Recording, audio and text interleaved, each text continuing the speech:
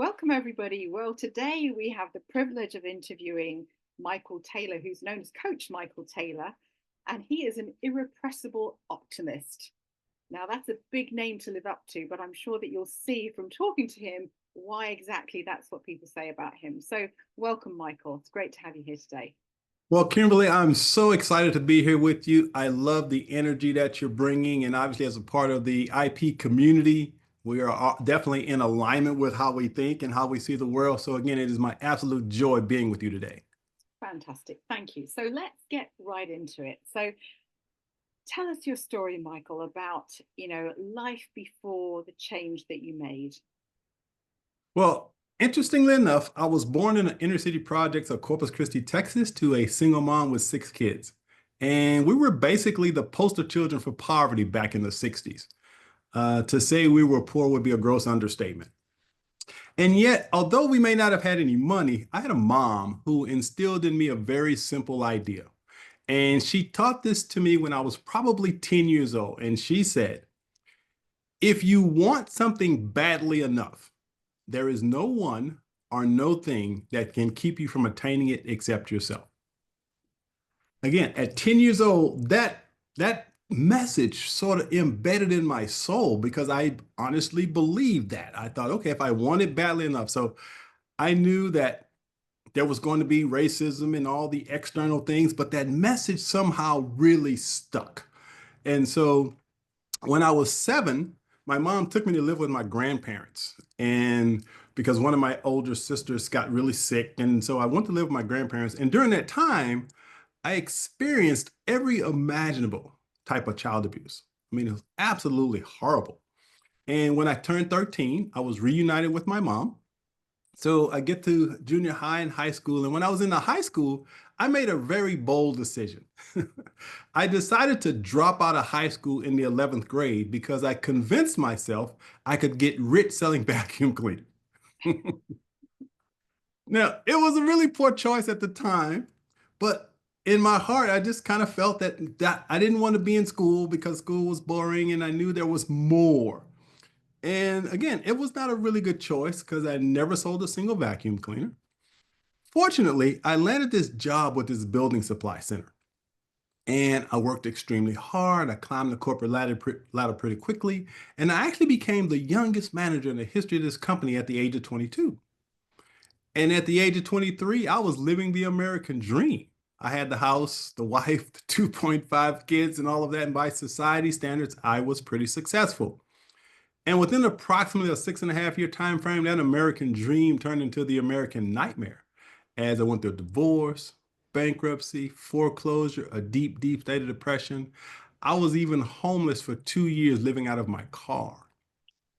And so during that time, I, it's no one wakes up one day and says, I want to screw up my life. But, stuff happens. And so during that time, I received a miracle. I asked myself a simple question, and that question was this: what does it mean to be a man?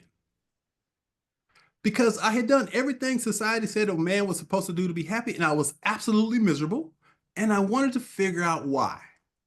And so it was that question that challenged me to begin what I'll call my journey of transformation. And from that moment on, I just made a commitment that I was going to grow, I was going to transform, I was going to put my life back on track. And so I started reading self-help books, started going to seminars, and eventually I was able to rebuild my life. And then I made another decision, which was to share the lessons I learned with others to support them in dealing with the adversities in their life. I just want to go back to that first moment when you decided, right, I'm going to make a change. What was it? What was the thing that you think that actually prompted you in that moment? Well, a couple of things. First of all, I believe there are only two things that will cause a person to want to change. One is pain, and the other is what I call divine discontent. Mm. And so I had a combination of both. I was in a lot of emotional pain, but I had this burning desire, this divine discontent that said my life was supposed to be better. and I needed to figure out how to make it better. I had no idea how, but it was that what I call my soul stirring for something more. And it was that which prompted me to begin asking those deeper questions like, who am I? Why am I here? But it was really just an internal voice that said, Michael, you can get through this without knowing how. And did you have any kind of an upbringing where you knew that internal voice was something to trust, or how did you know that that was a prompting to do something different? At the beginning, I had no idea because at the time I was an atheist. I just knew that I was trusting my thoughts, if you will. I was trusting that part of me that, number one, was courageous enough to walk away from high school and challenge myself to do certain things. So there was just this inner knowing. That's the only way I can explain it. It was an inner knowing without knowing that there was more. And I Yeah. just started learning to trust that. And that's how the journey began. So the journey begins. Tell us about navigating that new road. Well, so let's move forward a little bit. So I had actually kind of put my life back together. I was living in this rundown, dilapidated apartment, and I received another miracle. While sitting up late one night because I was too depressed to sleep, I looked across my room and I noticed on my bookshelf that every book on my bookshelf had something to do with getting rich or making money. And as I looked at those books, this question just popped in my head. Michael, what if you took all the energy and effort you've used in trying to get rich and simply figure out how to be happy? That one question literally changed and saved my life in an instant. Something in me shifted. I can't explain it. Something shifted. And in that moment, I had this amazing clarity that I was going to be able to rebuild my life and it was going to become extraordinary. And I had absolutely no evidence to support that. There was just this inner knowing that I was going to be able to rebuild my life. And again, I took a deep dive into personal development, went on this amazing journey of transformation, and fortunately, I was able to transform my life. And along that journey, what would you say are the perhaps most significant influences or the things that have helped you to make that transformation? You know, is it authors or books or courses or people? Well, the thing that I didn't recognize at the time was that I had learned to listen to my inner voice. I didn't know at the time, again, as an atheist, I didn't recognize a power greater than myself, but I did somehow know that I had to trust myself. It was a part of me that was always saying, Michael, you can do this, Michael, you can do that. So I learned to trust that, which I now know is my higher self, that part of me that is of the divine. But at the time, I didn't recognize that. But now in retrospect, I can see that that's probably my greatest gift, the willingness to trust my inner wisdom. Mm. It's quite difficult to do, isn't it, when you if you're an atheist and you've not that kind Yeah. of Well, but yeah. here's the thing. Um, I'm a science guy. I have to understand it has to fit for me to accept it. And again, at the time when I didn't believe in God, I didn't believe in the higher power, I believed in science. And when I started reading these self-help books about how the mind worked, it made sense to me. I said, okay, so my mind is the source of, if I can just condition and train my mind, then I can make my life work. And so I was introduced to Bob Proctor. You familiar with Bob Proctor, I'm sure. I am. Mhm. And Bob Proctor says thoughts become things. And if you can see it in your mind, you can hold it in your hand. And that to me was science, not philosophy. I just thought that and it just kind of worked. So how would you say your beliefs or your spirituality has evolved over time then? Oh my God. Mm. Can we pause it just for 1 second? For a second, hold on.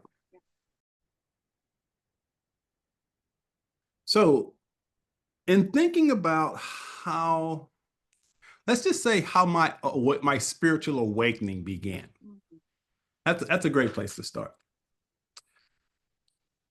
After being an atheist for a while, and there was a book called The God Delusion. You ever hear about that book, The God Delusion, by the famous atheist?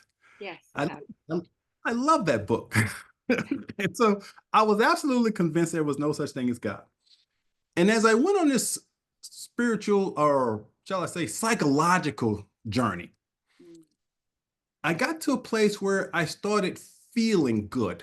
I had gone to therapy, and again, I was really reconnecting with myself, if you will. After a couple of years, even though I was feeling healthy emotionally, something was still missing. Couldn't quite put my finger on. And once again, I received another miracle. I was watching television and I saw this conversation. This guy was interviewing this Buddhist. And as I listened to him, it really resonated with me. Now, I was brought up Baptist. And as a Baptist, you weren't even supposed to think about another religion. It was like, you're a sinner, you're going to go to hell, and all of that. Well, when I listened to the guy, I thought, that kind of makes sense. And so I started researching Buddhism. And I went to a Buddhist temple and I started talking to this guy. I really loved it because it made sense to me in my little head. I said, okay, because Buddhism isn't really a religion, it's more of a way of being, which really resonated with me because it didn't have all that sin and duty and obligation that organized religion had. And so I started studying Buddhism and I became open to the possibility that there was something greater than myself, right? Didn't quite identify it as God or anything, but I just knew there had to be something else. And so after a couple of years, I said, you know what? I think I've been going about this the wrong way. I completely rejected God, right? But the problem wasn't God. The problem was with what I was taught about God. Right, yeah. And so I said, maybe I'll go on my own journey. I'll find my own truth. So I began my journey to find my own truth. I started studying all the major religions. I went to a Jewish synagogue. I talked to a guy, had a wonderful conversation. I said, oh, okay, didn't know that. Didn't know this part of the Bible was part of the Jewish faith. I learned that. I went to a Muslim mosque, talked to a guy there. Didn't know they talked about Jesus in their book because I'm learning all this stuff and I'm thinking, you know what? All the religions were really saying the same thing.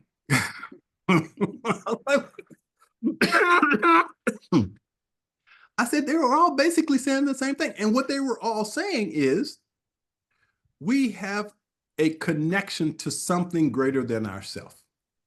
Yeah. In summary, that's really what all religions are teaching. We have access to this divine power that goes by many different names. You can call it whatever you want to call it, but there is something greater than ourselves. And so after having that revelation, again, and going on my own journey, I was sitting up late one night, probably 2 o'clock, 3 o'clock in the morning. And something inside of me said, Michael, go buy a Bible. I was like, what? Go buy a Bible? And it just so happens that I lived across the street or down the street from a 24-hour bookstore. I got up, walked down the street, went to the bookstore, I bought a Bible. Now, once again, I was pretty open-minded now, but I still had questions about Christianity and what I was taught as a kid and how it applied to my life now. So I buy this Bible, I go home, and there was a part of me that remembered in church that, when you go to the New Testament, the parts in red where Jesus was speaking, I remembered that from my childhood days. So I said, you know what, I'm going to start. I started with John in the Bible.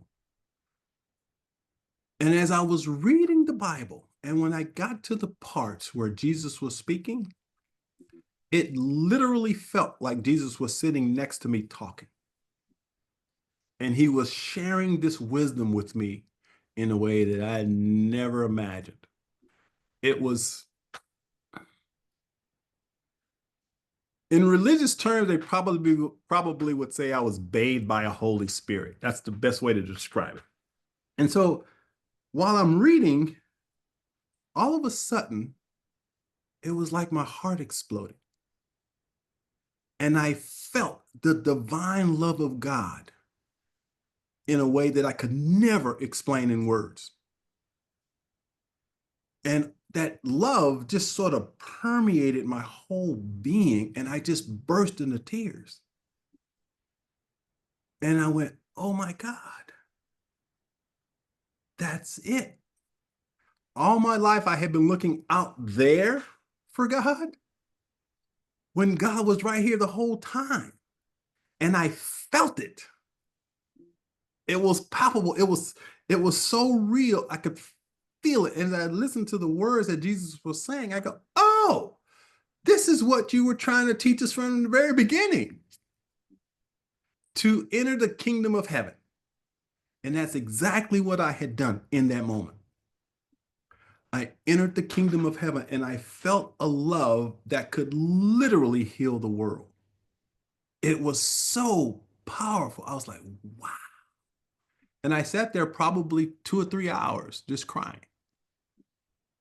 And I went into this really deep state of gratitude about all the challenges that I had gone through. And I thanked God for all of it. But I also had this amazing clarity. The reason I had gone through so much, because I think of it as divine intelligence. Divine intelligence says, Michael, you need to go through this because here is your purpose of being on the planet. You need to share what you've learned with others to support and empower them to go on their own journey. And then I was introduced to Unity Church of Christianity, which is, I have to share this story because this is this is a really cool story. When I was an atheist, I was in a workshop and this friend of mine asked me if I'd heard of a place called Unity Church. And I said, no. And the first thing I asked her was it a Christian church? And she said, yes. And I said, no, thank you, not interested. I've had enough of those Christians. I'm a recovering Baptist. Thank you very much, but I'll pass, right? And she says, Michael, listen, you are by far the most positive person I've ever met in my life. They're just like that at Unity. She said, they're so positive, sometimes I can't even go. She says, but you would fit right in. And I was like, not really. I don't think so. Well, the very next day, I'm at home, sitting at a table, flipping through a phone book, which tells you how long ago that's been. So I'm flipping through a phone book and my phone rings. So I get up, I knock the phone book off the table, I go over, I answer the call, I come back, I pick up the phone book, and when I sat it on the table, there was an advertisement for Unity Church. And I immediately connected the dots. I was like, okay, the universe is trying to tell me something here. Wait a minute, wait a minute. Because I had started reading some New Age stuff, right? But I knew, okay, so I need to check out this church. Turns out they were just a few blocks from where I lived. And so that following Sunday, I decided to go check them out. Now, we've all had those experiences where there is no way we can put it in words, the experience, but here's what happened. The instant I stepped foot in that church, I felt this surge of energy. It was palpable. I literally stopped and looked around and went, what the heck was that? It was just a surge of energy. I was like, whoa. I walk into the church. As I walk in, I notice they have a bookstore. As I look in the bookstore, there's some of my favorite authors like Wayne Dyer and Deepak Chopra and Marion Williamson. I was like, wait a minute, this can't be a Christian church. I mean, the Christians I know don't read these types of books. So I go in, I'm really intrigued. I go in, I go to the front of the church, I sit down. And the minister walks out, and the first thing she says is, okay, let's be still and do a meditation. Now, I had been meditating for a while, but when she said that, as a Baptist, I was taught meditation was trafficking with the devil. You weren't supposed to do that. So I'm like, what? am I in a Christian church? What's, I'm like freaking out. Like this is cool, but it's different. So she gives a sermon that I am absolutely convinced that God told her to tell me that day. It was that perfect. It was so perfect. And I was like, okay, God, I get the message. So after the services, if you're familiar with Unity Church, right? Okay. So loving, embracing, and all that. Hi, welcome to the church. Now, it just so happens I was the only black guy in the church, right? But it was loving and accepting, and that was not an issue. But the truth is, I was a little scared because I was afraid that I might be getting sucked into some kind of cult because I had never experienced that in a church before. That just this loving, accepting feeling, plus the bookstore and the energy that I said, this is kind of crazy. Well, like I always do, the first thing I did, I grabbed one of their flyers, pamphlets, I go home and I research Unity Church because I want to know what this is all about because I don't know anything about it. And it turned out that Unity was definitely the place that I was supposed to land because it really gave me a different perception and perspective about God and the universe, the whole 9 yards. And it actually became my church home. And at one time, I even considered becoming a Unity minister until I realized that you don't have to be a minister to have a ministry. So I have my own unique ministry by sharing my truth. Fantastic story. I love that. Love it. And so you said you want to share that truth with other people about adversity. So just tell me a little bit about how you do that now. What is it you teach people? Well, interestingly enough, I want to share another story because my life is full of miracles. Okay. So when I first went through my divorce and all of that stuff, right? I decided that I wanted to write a book. And I wanted to write a book specifically for Black men to talk about things like therapy and transformation and all of that because of everything that I had gone through. So back then, the internet wasn't really a thing. And so what you'd have to do is you'd send a query letter to a publisher, and if they were interested, they'd write you back and communicate with you. I sent a query letter to 60 different publishers. I got 59 rejections. 59 rejections. The very last one, I get a letter. The lady says, I'm interested. I'm like, wow, this is so cool. So I call her publisher up and we're talking. And actually, I had sent her my manuscript. And so when we're talking on the phone, she says, look, I loved your book. She says, but please don't take this the wrong way. But my marketing team says that Black men don't read these kind of books. She says, if you'll be willing to change the title and some of the content, I'd be glad to publish it. Now, at the time, I sure could have used that little $2,500 advance or whatever, whatever that was, but there was a part of me that said, I'm sorry, I can't do that because that would be out of integrity with why I wrote the book. And she says, I fully understand. And so I decided, I got to figure out how to do this on my own. Well, I'm walking through a bookstore and I see this book. And the title of the book was, you'll never, I still, this, The Gas We Pass. That was the title of the book, The Gas We Pass. And it was literally a book about farting, right? Well, when I flipped it over, it was one of the publishers that had rejected my book. And it ticked me off. I was like, really? You guys will publish a book about farting and you won't publish a book? And I was really upset. So I said, okay, what am I going to do? So what I did was I actually got a job in a bookstore and I learned the publishing industry. And I began my own publishing company. I self-published my book myself. And actually, I sold 1,000 copies of that book with no marketing whatsoever. I actually sold a copy of a book to a police who pulled me over for speeding. So I say all that to say, in terms of teaching others, One of my gifts is writing. I absolutely love writing books. To this point, I've actually written 16 total books, and it's Wow. just something that I'm really passionate about. And so, what I know is divine intelligence says, okay, I'm giving you these ideas. And basically, what I do is I just download information and I put them in the form of books and I share them with others. And one of the books that I wrote, excuse me, was called Adversity is Your Greatest Ally. And in that book, I share what my journey of, excuse me, going through the things that we've just talked about. Wonderful, wonderful. And that's been a really fantastic story, much more than I was expecting. To hear, it's really, really fascinating your journey. I knew some of it already, but not all of that. So the detail is amazing.